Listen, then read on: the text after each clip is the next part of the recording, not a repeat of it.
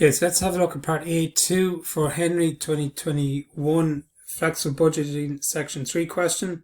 So we're separating our production overheads and our other overheads into fixed and variable elements. So part 2 says separate other overhead costs into fixed and variable elements.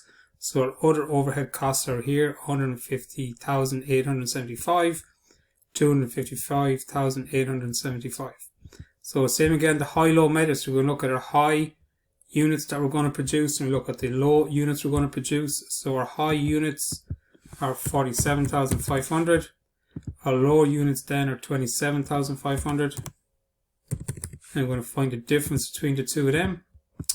Then for our high, then we're going to look at our other overheads, how much it was. So 255,875, and then our low for other overheads is 150,875. And you're going to find the difference between the two of them.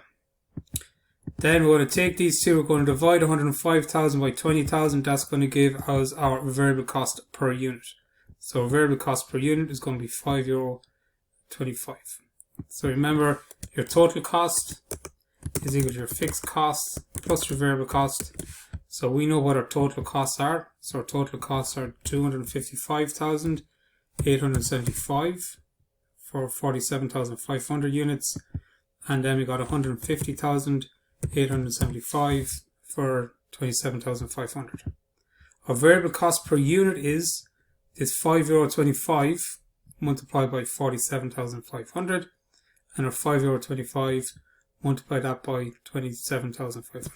So for this 255,875, we're going to use 75,500. We're going to multiply that by €5.25. And then for 150,875, we're going to use the 27,500. That's how much units we're going to produce there. Multiply that by €5.25. And we're going to take these two away from each other. That's going to give us a fixed cost of 6,500.